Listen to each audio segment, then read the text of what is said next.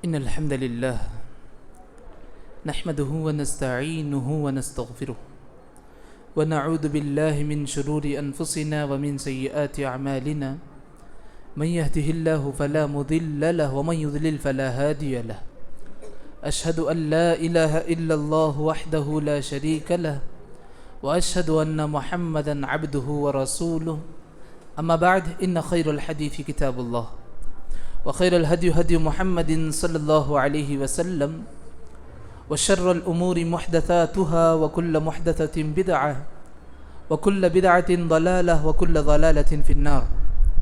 أعوذ بالله من الشيطان الرجيم. بسم الله الرحمن الرحيم.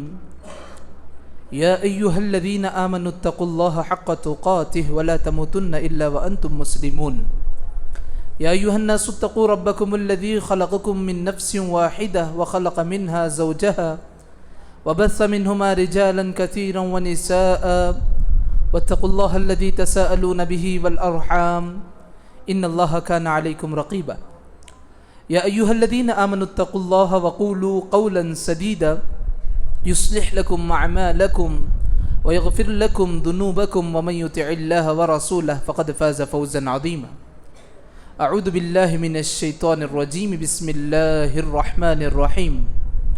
قاف والقرآن المجيد بل عجبوا أن جاءهم منذر منهم فقال الكافرون هذا شيء عجيب أإذا متنا وكنا ترابا ذلك رجع بعيد قد علمنا ما تنقص الأرض منهم وعندنا كتاب حفيظ بل كذبوا بالحق لما جاءهم فهم في أمر مريج أفلم ينظروا إلى السماء فوقهم كيف بنيناها وزيناها وما لها من فروج. أعوذ بالله من الشيطان الرجيم. بسم الله الرحمن الرحيم. رب اشرح لي صدري ويسر لي أمري واحلل عقدة من لساني يفقه قولي. وقال الله تبارك وتعالى وما آتاكم الرسول فخذوه وما نهاكم عنه فانتهوا. معزز بزرگان دین، نوجوانان اسلام، پردہ نشین خواتین ملت اور معزز سامعین اور سامعات، ہر طرح کی بڑائی کبریائی، ہر طرح کی حمد و ثنا اس خالق کائنات کے لیے لائق ہے، زیبا ہے، جس نے تمام مخلوقات کو، تمام انسانیت کو پیدا کیا، اور وہی کارساز ہے اور وہی ایک عبادت کے لائق ہے. اللہ رب العالمین ہمیں جتنی زندگی دے اس رب العالمین کی عبادت اور فرما برداری میں زندگی گزارنے کی توفیق عطا فرمائے، آمین.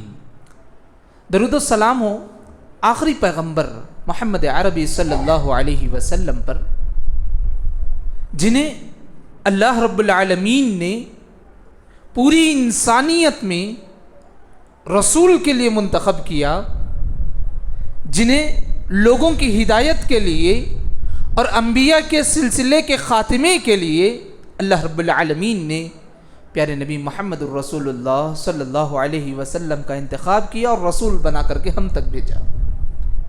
معزز سامعین، جیسا کہ ہم اور آپ نے پیوستہ جمعہ میں اللہ کے نبی محمد الرسول اللہ صلی اللہ علیہ وسلم کی زندگی کو پڑھنے کے فائدے اور ضرورت کیا ہے تفصیل سے باتیں سنی تھی. آج کے اس مختصر سے جمعہ میں سیرت رسول صلی اللہ علیہ وسلم کے وہ پہلو جو عمومی طور پر ہمارے نظروں کے سامنے نہیں ہوتی. دیکھیے، سیرت رسول اللہ کے نبی محمد الرسول اللہ صلی اللہ علیہ وسلم کی مکمل حیات طیبہ 63 سالہ 60 پر 3 سال کی زندگی پر محیط ہے، اور یہ 30 پر 60 پر 3 سال کی زندگی کے چیدہ مختصر واقعات ہم نبوت ملنے کے بعد سے اور اللہ کے نبی محمد الرسول اللہ صلی اللہ علیہ وسلم کی وفات تک کے چنندہ واقعات ہم سنتے ہیں. آج کے جمعہ میں اللہ ہمیں عقل سلیم، فہم سلیم، فہم سلف اور صحیح طور پر اللہ کے نبی محمد الرسول اللہ صلی اللہ علیہ وسلم کی عظمت، مقدس اور احترام کی ہمیں توفیق نصیب فرمائے کہ وہ پاک ذات ہے جس پر नबूवत का ताज पहनाने से पहले भी बाइज्जत थी, सलीमुल अक्ल थी और बाशऊर ज़िंदगी गुजारते थे। मेरे भाइयों, नबूवत से पहले के जो अल्लाह के नबी के 40 साल ज़िंदगी के जो अहम वाक़यात हुए हैं, या नबी बनने से पहले के जो वाक़यात अल्लाह के नबी सल्लल्लाहु अलैहि वसल्लम की ज़िंदगी में हुए हैं, पैदाइश से लेकर के नबी बनाने तक के जो 40 साल का सफ़र है, अमूमी तौर पर हमारे नज़रों से वो सारे वाक़यात ओझल होते हैं। अल्लाह हमें नबी पाक की ज़िंदगी के एक एक वर्क़ को जान करके ज़िंदगी गुजारने की तौफ़ीक़ नसीब फरमाए, आमीन। मेरे भाइयों, ये वो नबी हैं जिस नबी की पैदाइश से पहले अल्लाह रब्बुल आलमीन ने सारे इंतज़ामात कर दिए नबी को भेजने के। मेरे भाइयों, बड़ा ताज्जुब होता है जब सीरत पढ़ते हैं, मुअर्रिखीन की किताबें पढ़ते हैं कि अल्लाह के नबी सल्लल्लाहु अलैहि वसल्लम ने कहा कि ख़ानदान हाशिम और ख़ानदान क़ुरैश को अल्लाह ने इंतखाब किया और उस ख़ानदान में से मुझे जो है अल्लाह ने चुना है। और ख़ानदान क़ुरैश, ख़ानदान हाशिम कैसा घराना, अल्लाह अकबर, जो इस्माइल अलैहिस्सलाम के ख़ानदान और नसब से जाकर के मिलता है, ऐसा ख़ानदान अल्लाह के नबी सल्लल्लाहु अलैहि वसल्लम के वालिद, दादा, परदादा, सबकी ज़िंदगियाँ जब उठा कर के हम पढ़ते हैं, मालूम होता है एक से बढ़कर के एक लोगों के लिए, समाज के लिए और उमूमी तौर पर अल्लाह की इबादत करने वालों के लिए खिदमत गुजार थे। अल्लाह के नबी सल्लल्लाहु अलैहि वसल्लम के परदादा की बात करते हैं, हाशिम। देखो, अल्लाह के नबी की विलादत भी नहीं हुई, परदादा की बात करते हैं हाशिम। हाशिम ये उनका असल नाम ही नहीं है, असल में वो मशहूर हो गए हाशिम के नाम से। उनका असल नाम है शैबा, वो मशहूर हुए हाशिम के नाम से। क्यों मशहूर हुए हाशिम के नाम से? क्योंकि उमूमी तौर पर उनकी ये आदत होती थी कि हज के अय्याम जब भी आते थे, हाजियों की खिदमत किया करते थे। रोटियों को तोड़ तोड़ करके शोरबे की शक्ल में बना करके हाजियों को पेश करते थे। सारा अरब समाज उनको हाशिम के नाम से बुलाने लगा। हाशिम बोलते हैं तोड़ने को। देखो, समाज के लिए, अल्लाह के बंदों के लिए खिदमत गुजार कैसा ख़ानदान, उस ख़ानदान में चुना गया रसूल वो हमारे और आपके पैगम्बर अरबी मोहम्मद रसूलुल्लाह सल्लल्लाहु अलैहि वसल्लम है। मेरे भाइयों, हसब व नसब देखा जाए, अल्लाह के नबी सल्लल्लाहु अलैहि वसल्लम का बड़ा पाकीज़ा हसब व नसब, बड़ा उम्दा हसब व नसब। और आपको मालूम होना चाहिए कि अरब में ख़ानदान और हसब और नसब का ख़ास ख्याल रखा जाता था।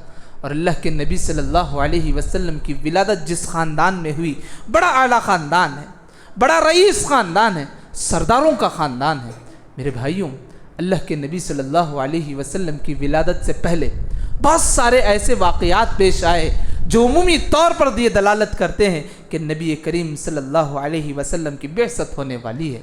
आपको बता दूं कि बेशुमार ऐसे सहाबी जो अल्लाह के नबी सल्लल्लाहु अलैहि वसल्लम को तलाश करते हुए मक्का और मदीना और हिजाज़ की तरफ आए थे, जिनमें से काबिल ज़िक्र सलमान फ़ारसी रज़ी अल्लाह अन्हु का नाम काबिल ज़िक्र होता है।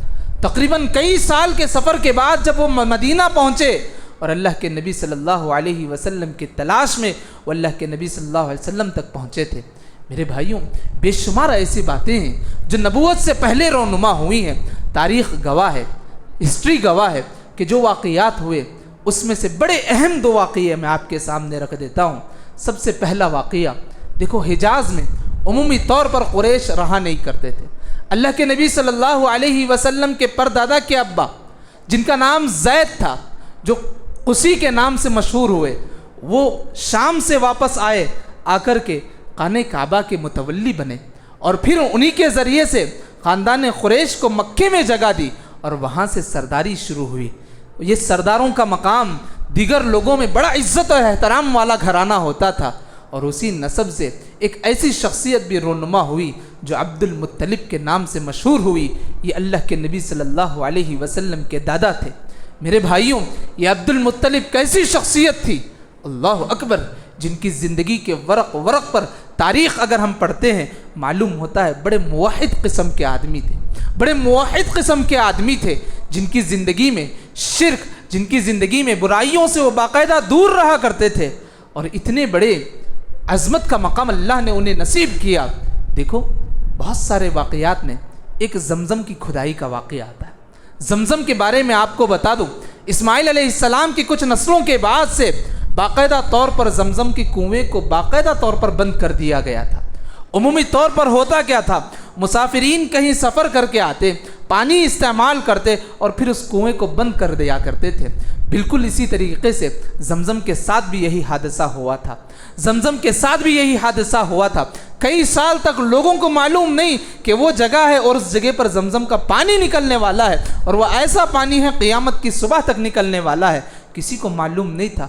عبد المطلب، اللہ اکبر، اللہ کے نبی کی ولادت نہیں ہوئی میرے بھائی، اس سے پہلے کی باتیں ہیں یہ ساری۔ عبد المطلب کو 3 مرتبہ خواب کے ذریعے سے بشارت سنائی گئی کہ وہ جگہ ہے، وہاں جاؤ، کھدائی کرو، وہاں سے پانی نکلے گا۔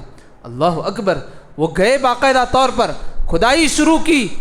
یقین مانیے جو کنواں قدیم زمانے کا ہوا کرتا تھا، جیسے ہی مشرکین نے دیکھا عبد المطلب سے بگڑ پڑے، کہنے لگے تمہارے پردادا تو شام سے آئے تھے اور یہ ہمارے آبا و اجداد کا حق ہے، ہم بھی اس میں حصہ داری کریں گے۔ میرے بھائیوں، کئی دن تک یہ لڑائیاں چلتی رہی، پھر اس کے بعد ایک عرافہ کے پاس جانا ہوا، بہت لمبا واقعہ ہے، لیکن نتیجہ کیا ہوا، سارے مشرکین بھی مل کر کے اس کھدائی کا جو اعزاز دیا وہ عبد المطلب اللہ کے نبی کے دادا کو عطا ہوئی۔ یہ بڑا عجیب واقعہ ہے زمزم کی کھدائی کا، سالوں سال بند ہوا وہ کنواں، ایسا کنواں جو لوگوں کو معلوم تک نہیں، خواب کے ذریعے سے اس آدمی کو بتایا گیا اور اس آدمی کے ذریعے سے وہ ایک ایسا پانی جاری ہوا جو قیامت کی صبح تک جاری رہنے والا ہے۔ جس پانی کے تعلق سے اللہ کے نبی نے بے شمار باتیں کہیں، وہ دوے کو دوا ہے، شفا کو شفا ہے، غذا کو غذا ہے، اور قیامت کی صبح تک جاری رہنے والی نہر ہے۔ میرے بھائیوں، یہ زمزم کے پانی کی عظمت ہم جب احادیث میں پڑھتے ہیں بے شمار فضیلتیں آتی ہیں، لیکن یاد رکھو اس زمزم کی کھدائی کے لیے اللہ نے جس شخص کا انتخاب کیا وہ اللہ کے نبی محمد الرسول اللہ صلی اللہ علیہ وسلم کے دادا تھے۔ میرے بھائیوں، اس کے بعد ایک اور بڑا اہم واقعہ، عرب میں ہوتا کیا تھا، بڑے جنگجو قوم تھی، وہ بڑی جنگجو قوم تھی، اور حرمت والے مہینے آتے اپنے آپ کو تلواروں سے روکتے، لڑائی جھگڑے سے روکتے تھے، لیکن ایک بڑی غلطی یہ ہوتی تھی جب ان کا ارادہ ہو جاتا جنگ کرنے کا، مہینوں کو الٹ پلٹ کر دیتے، ذی قعدہ کے مہینے کو دوسرا مہینہ بنا دیتے، محرم کے مہینے کو دوسرا مہینہ بنا دیتے، کیونکہ یہ 4 حرمت والے مہینوں میں جنگ کرنا اس وقت بھی جائز نہیں تھا، وہ نہیں کرتے تھے، لیکن مہینوں کے نام بدل دیا کرتے تھے۔ اللہ اکبر، نبی کریم صلی اللہ علیہ وسلم کی ولادت سے پہلے سال کا محفوظ کیسے ہوا، دیکھو، جو بڑا المیہ والا حادثہ ہے جسے عام الفیل کہتے ہیں۔ قرآن نے باقاعدہ طور پر ایک سورت نازل ہوئی سورہ فیل کے نام سے، احادیث میں جگہ جگہ پر اس کا تذکرہ ملتا ہے، تاریخ پڑھتے ہیں تو مکمل واقعہ ہمیں ملتا ہے کہ اللہ کے نبی صلی اللہ علیہ وسلم کی ولادت سے تقریباً 1 ماہ پہلے فیبروری اواخر مارچ کی ابتدا اللہ کے نبی صلی اللہ علیہ وسلم کی ولادت ہوئی اپریل کے مہینے میں، 20 یا 22 اپریل کے مہینے میں ہوئی۔ باقاعدہ طور پر فیبروری کے اواخر اور مارچ کے شروعات میں ایک بڑا المیہ والا حادثہ ہوا۔ وہ ایسا حادثہ ہے، اللہ اکبر، جو خانہ کعبہ کی عظمت کا ثبوت دیتا ہے۔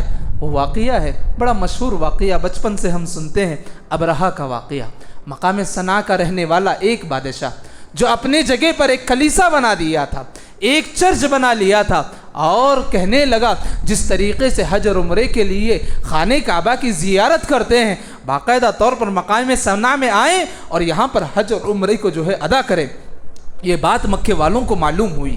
مکے والوں کو جیسے ہی معلوم ہوئی، بنو کنانہ ایک قبیلہ رہا کرتا تھا، اس قبیلے کا آدمی یمن گیا، مقام صنعاء گیا، وہ جس جگہ پر کلیسا بنایا تھا وہاں پہنچ کر کے اس کے بنائے ہوئے کلیسے میں استنجا کر کے آ گیا۔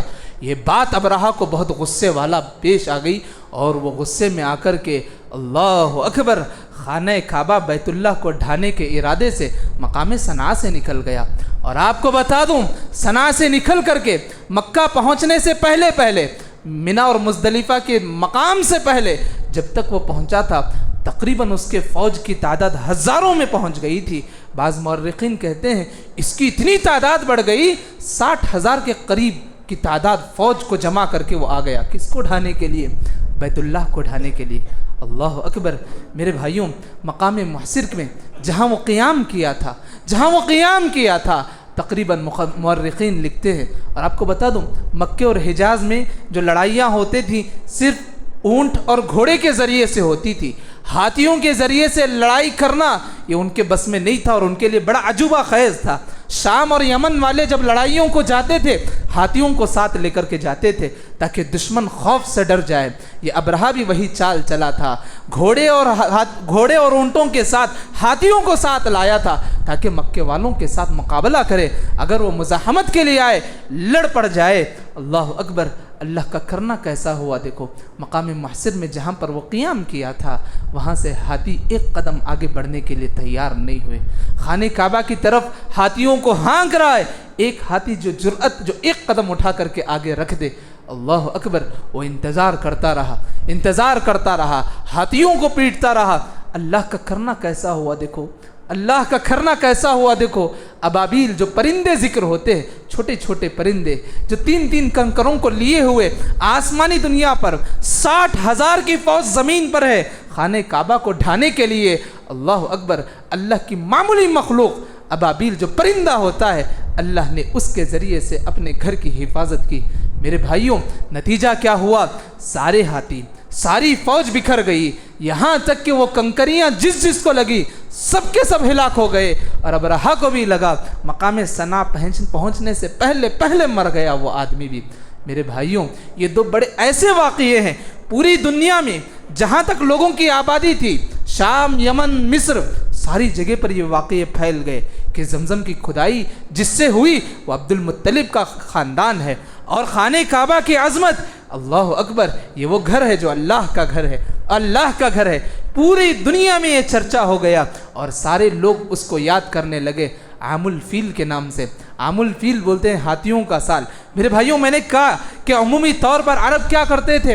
سال کو الٹ پلٹ کر دیتے تھے، مہینوں کو آگے پیچھے کر دیتے تھے، لیکن یہ وہ سال ہے جو روانگی کے ساتھ ربیع الاول، ربیع الاخر ترتیب کے ساتھ چل رہا تھا۔ اللہ رب العالمین نے تاریخ کو بھی مقید کر دیا کہ آنے والی دنیا میں جتنی نسلیں آئیں گی نبی کی زندگی پڑھیں گی تو ولادت سے پہلے کی تاریخ بھی متعین ہو جائے گی۔ کب اللہ کے نبی کی ولادت ہوئی؟ عام الفیل کو ہوئی، اس سال ہوئی جس سال اللہ کے گھر کو ڈھانے کے لیے ابرہہ آیا ہوا تھا، اس سال اللہ کے نبی صلی اللہ علیہ وسلم کی ولادت ہوئی۔ میرے بھائیوں، اللہ کے نبی صلی اللہ علیہ وسلم کی ولادت جس گھرانے میں ہوئی وہ خاندان قریش بڑا عظمت والا خاندان تھا، بڑا رتبے والا خاندان تھا، حاجیوں کے لیے بڑا خدمت گزار خاندان تھا، نیک لوگوں میں ان کا شمار ہوتا تھا، بڑے رعبدار شخصیات تھے۔ میرے بھائیوں، اللہ کے نبی صلی اللہ علیہ وسلم کی ولادت ہوئی، اپریل کا مہینہ تھا، 521 عیسوی، 571 عیسوی، 570 پر 1 عیسوی سال جاری تھا۔ اپریل 20-22 کو اللہ کے نبی صلی اللہ علیہ وسلم کی ولادت ہوئی۔ میرے بھائیوں، یہ ولادت آمینہ کے گھر میں ہوئی۔ اللہ کے نبی صلی اللہ علیہ وسلم کے والد یہ ہوئے عبد المطلب، اللہ کے نبی کے والد عبداللہ، جو پورا عرب انہیں ذبیح ثانی کے نام سے جانا جاتا تھا، ذبیح ثانی کے نام سے جانا جاتا تھا۔ وہ ذبیح ثانی اس لیے کہ عبد المطلب نے نظر مانی تھی کہ 10 جوان اولاد اللہ نے مجھے دیے، میں ایک کو اللہ کی راہ میں قربان کروں گا، لیکن ہوا کچھ اور ہی۔ قرعہ ڈالا گیا، تفصیلات بہت ہے، قرعہ ڈالا گیا، قرعے میں جو ہے 10 اونٹ آتے گئے، یہاں تک کہ 100 اونٹ کو ان کے بدلے میں فدیہ دیا گیا۔ اس کے بعد سے عرب میں کسی جان کے بدلے میں اگر قربانی ہوتی تو 100 اونٹ دیا جاتا تھا۔ میرے بھائیوں، یہ صرف اللہ کے نبی کی ولادت سے پہلے یہ وہ خاندان، عظمت والا خاندان ہے جس خاندان کو اللہ نے انتخاب کیا ہمارے اور آپ کے آخری نبی محمد عربی صلی اللہ علیہ وسلم کی اس خاندان میں ولادت ہو۔ اللہ کے نبی صلی اللہ علیہ وسلم کی ولادت ہوئی۔ اللہ کے نبی صلی اللہ علیہ وسلم کی ولادت باسعادت کے بعد سب سے پہلے اللہ کے نبی کو جو رضاعت کا شرف حاصل ہوا، اللہ کے نبی کی والدہ بی بی آمینہ کے بعد ابو لہب کی ایک لونڈی تھی، اللہ اکبر، وہ ابو لہب جو آگے چل کر کے اللہ کے نبی صلی اللہ علیہ وسلم کا مخالفت کرنے والا تھا، وہ ابو لہب کی ایک لونڈی تھی سویبہ۔ اس سویبہ نے سب سے پہلے اللہ کے نبی صلی اللہ علیہ وسلم کو دودھ پلائی تھی۔ پھر اس کے بعد بنو سعد کی قبیلوں میں سے اللہ رب العالمین نے حلیمہ سعدیہ کا انتخاب کیا۔ وہ حلیمہ سعدیہ جو فقر و فاقے سے ماری ہوئی تھی، وہ قبیلہ بنو سعد کا جس قبیلے کے بارے میں مورخین لکھتے ہیں جس قبیلے میں جہاں وہ رہتے تھے غیر آباد قبیلہ تھا، جہاں نہ ہریالی اگتی تھی، وہاں کے جانور بڑے ہی بے سود ہوا کرتے تھے۔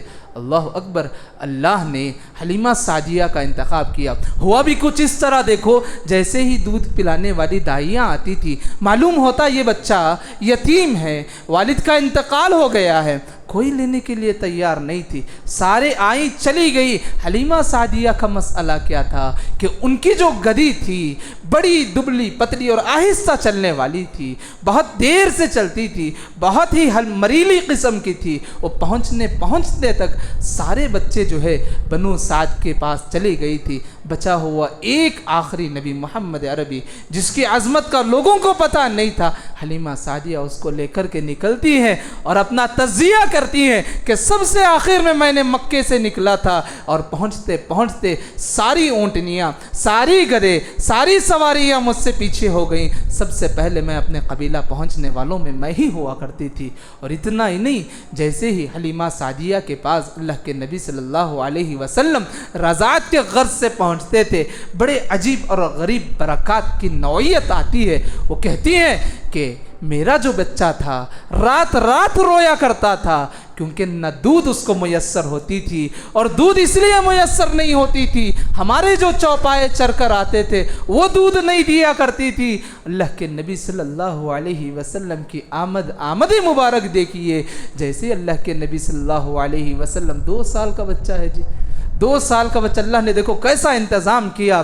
حلیمہ سعدیہ کے گھر پہنچتی ہیں اور ان کے شوہر دیکھتے ہیں رات دیر آ کر کے کہ ان کی جو گدی تھی، ان کے پاس جو بکریاں تھیں جو مہینے دودھ نہیں دیا کرتی تھی، رات کا منظر وہ دیکھتے ہیں کہ ان کی جو اونٹنی ہوا کرتی تھی تھن میں دودھ بھرا ہوا ہے، رات کو بیٹھ کر کے دودھ نتھارتے ہیں، شوہر بیوی آرام سے دودھ سے فیضیاب ہوتے ہیں، سیراب ہوتے ہیں، پیتے ہیں، اور ساری رات سکون اور عافیت کی گزرتی ہے۔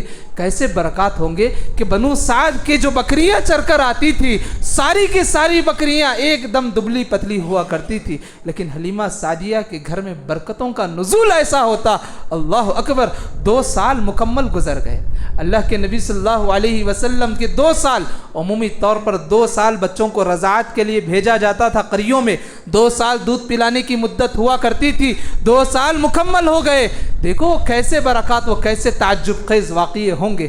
حلیمہ سعدیہ اللہ اکبر رضی اللہ عنہ آئیں بی بی آمینہ کے پاس، کہنے لگیں عرب کے مکے کا جو شہر ہے وہاں کے حالات بہت خراب ہیں، میں آپ سے ایک درخواست کرتی ہوں، 2 سال اور بچے کو جو ہے میرے حوالے کر دیا جائے۔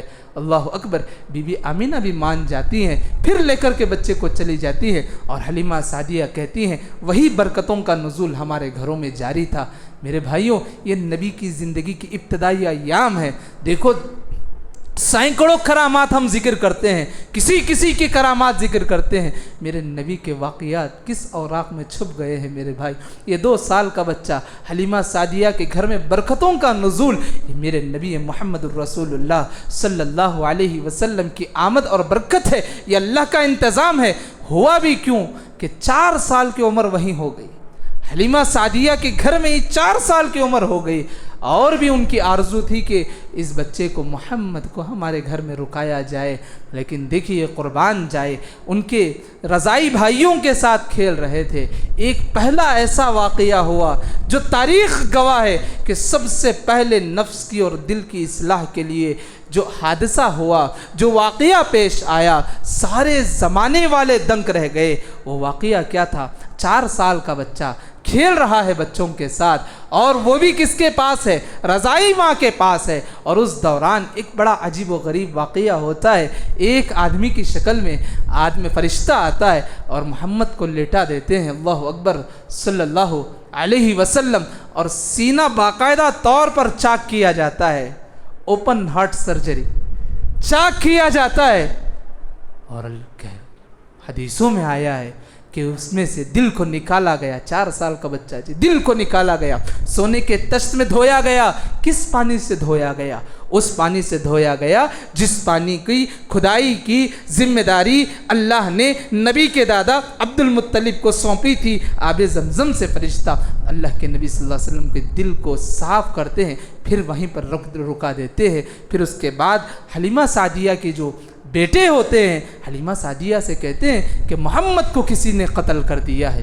اللہ اکبر، دوڑے دوڑے، امانت ہے جی بچہ، آمینہ کا لال ہے جی، دوڑے دوڑے حلیمہ سعدیہ بھاگے چلی آتی ہے، دیکھتی ہیں بچہ حیران ہے، پریشان ہے، اور یہ دیکھ کر کے خوف کھاتی ہیں اور جا کر کے بی بی آمینہ کے حوالے کر آتی ہیں، یہ آپ کا فرزند ہے، یہ آپ کا لال ہے، یہ آپ کے حوالے کر دیے۔ اللہ اکبر، اللہ کے نبی صلی اللہ علیہ وسلم کی 4 سالہ مدت رضائی ماں کے پاس گزر جاتی ہیں۔ ہوا بھی کچھ اس طرح، 5ویں اور 6ٹھے سال اللہ کے نبی صلی اللہ علیہ وسلم اپنی والدہ بی بی آمینہ کے پاس رہے، بی بی آمینہ کے پاس رہے۔ اللہ کے نبی کی عمر 6 سال کی ہوئی، بی بی آمینہ نے عبد المطلب سے خواہش ظاہر کی کہ چلو محمد الرسول اللہ صلی اللہ علیہ وسلم کے والد جن کا نام عبداللہ ہے، جو مدینہ پہنچ کر کے وہاں وفات پا گئے تھے، مکے سے نکل کر کے وہاں جا کر کے قبر کی زیارت کر کے بچوں کو دکھا کر کے آئیں گے، اسی نیت سے مکے سے نکلے تھے۔ راستے میں طبیعت خراب ہوتی ہے، بی بی آمینہ کی بھی مدینہ پہنچ جاتے ہیں۔ پہنچ کر کے جب واپسی ہوتی ہے، واپسی میں ہی اللہ کے نبی محمد الرسول اللہ صلی اللہ علیہ وسلم کی والدہ کا بھی انتقال ہو جاتا ہے۔ اللہ اکبر، عبد المطلب ساتھ میں تھے، وہیں جو ہے تجہیز تدفین کے بعد عبد المطلب چھوٹے معصوم 6 سال کے بچے کو لا کر کے اپنی زیر کفالت میں رکھتے ہیں۔ یہ دلیل ہے ان سارے داداؤں کے لیے جو یتیم بچوں کو بے سہارا چھوڑ دیتے۔